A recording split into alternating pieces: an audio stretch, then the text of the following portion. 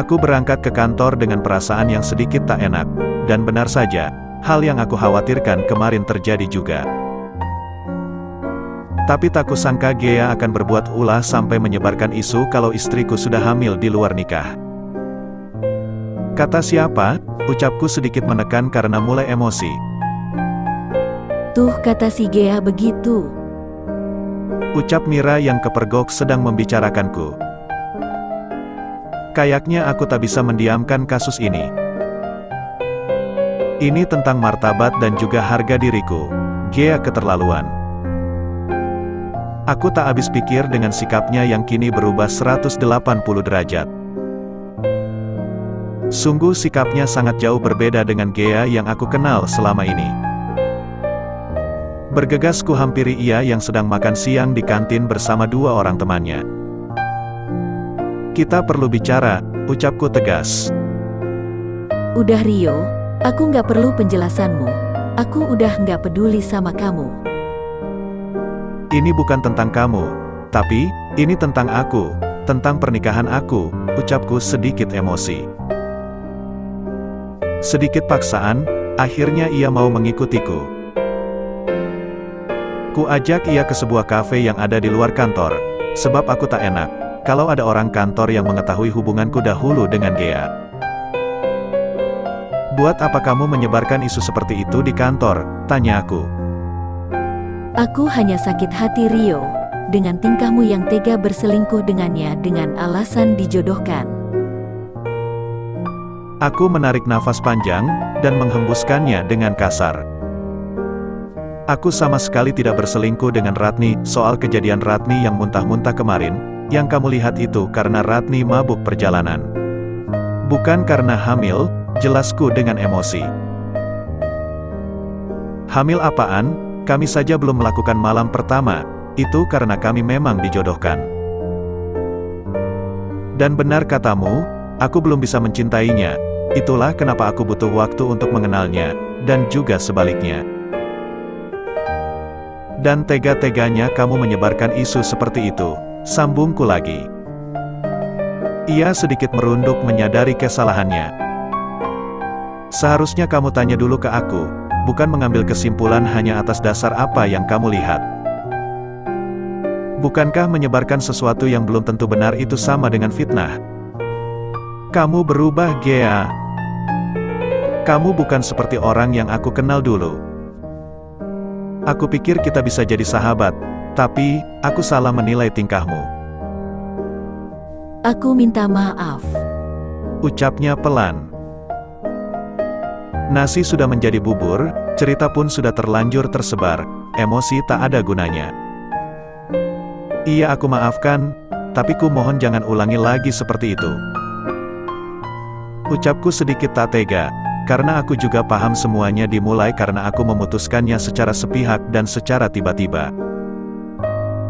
Siang ini, aku pulang lebih awal karena tak tega meninggalkan Ratni yang sedang sakit sendirian di rumah.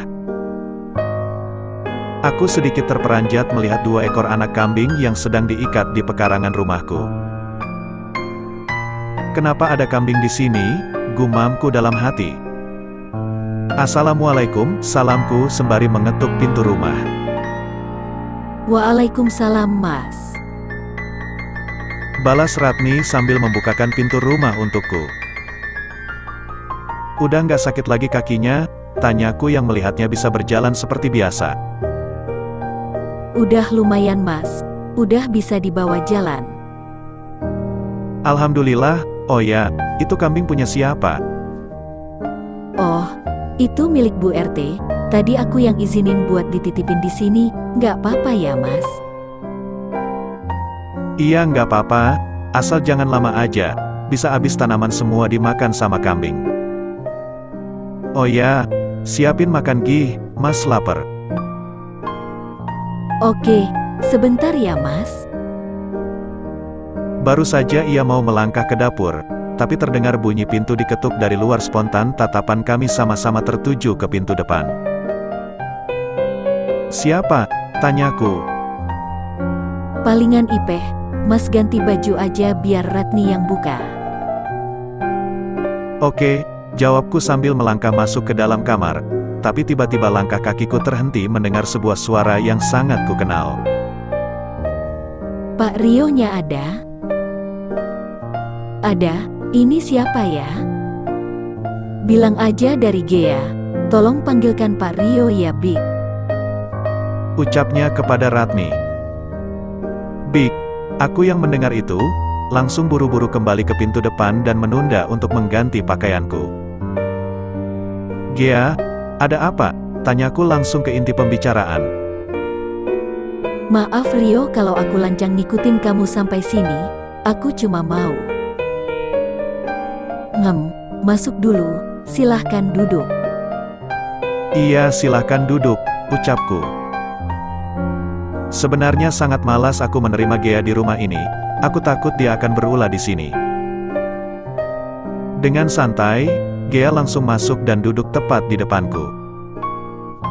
Dengan menggunakan rok yang ukurannya sangat mini menurutku, aku sedikit tidak nyaman duduk berhadapan dengannya.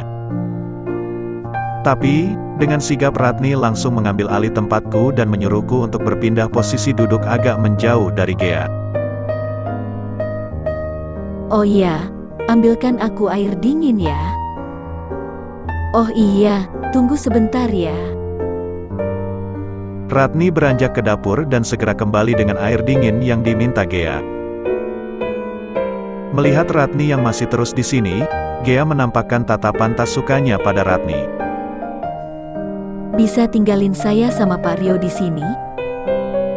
Segera menyadari perang dingin ini, aku langsung angkat suara. Oh ya, aku lupa, kenalkan ini istriku, Ratni. Gea sangat terkejut mendengar perkataanku. Ini istri kamu? Ucapnya dengan tatapan sedikit mengejek ke arah Ratni.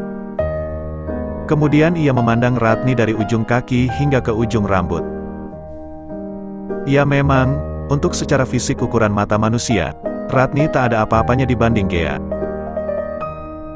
Dengan rambut yang sedikit ikal dan kulit sawo matang, apalagi dengan postur badan yang sedikit berisi, Ratni sangat tak sebanding dengan Gea yang memiliki bodi ramping bak manekin itu. Maaf sebelumnya, aku pikir dia. Tuh kan Gea berulah lagi. Tapi, belum sempat ia meneruskan, aku langsung memotong ucapannya.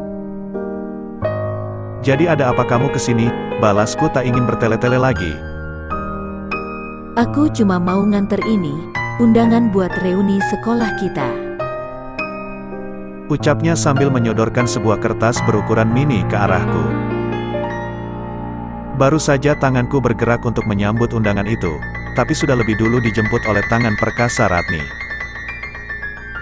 Iya, aku sebut tangan perkasa karena tangan itu bisa segalanya. Bisa mengangkat galon, bisa merapikan taman, bahkan bisa memanjat pohon yang aku sendiri tak bisa. Oke, diterima, makasih. Ucap Ratni sambil tersenyum. Itu buat Rio, bukan buat kamu. Rampas Gea kembali. Gea sudah mulai tak sopan, aku langsung mengambil alih undangan itu, agar tidak terjadi keributan. Ajarin istri kamu sopan santun dong Rio. Aku datang ke sini sebagai rekan bisnis kamu. Ucapnya lantang.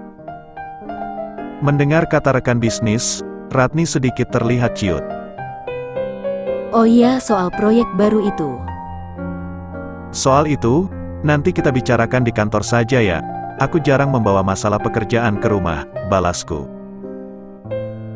Oh ya, kalau sudah tak ada lagi, aku mau istirahat dulu. Sindirku tak ingin lagi Gea berlama-lama lagi di sini. Iya, aku juga udah mau pulang kok ini. Ucapnya kemudian beranjak dari kursi tempat ia duduk. Oh iya, untuk kamu. Sambungnya lagi sambil menunjuk ke arah wajah Ratni. Acara reunian itu khusus untuk anggota sekolah kami.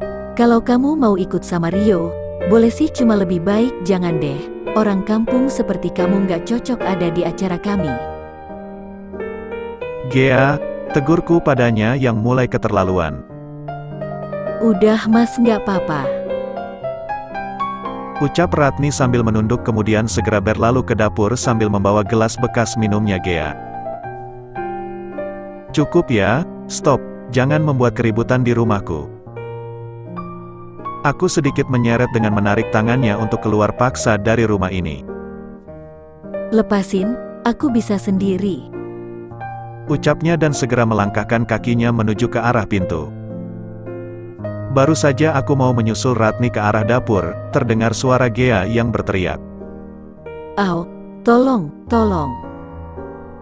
Aku segera berlari ke arah luar untuk melihat apa yang terjadi. Tiba-tiba, tali anak kambing yang tadi terikat di halaman, kini sudah terlepas. Dengan segera anak-anak kambing itu langsung menyeruduk Gea hingga jatuh tersungkur. Aku segera membantunya berdiri. Tanpa sengaja aku melihat Ratni sedang terkekeh dari arah samping jendela sambil melihat kami.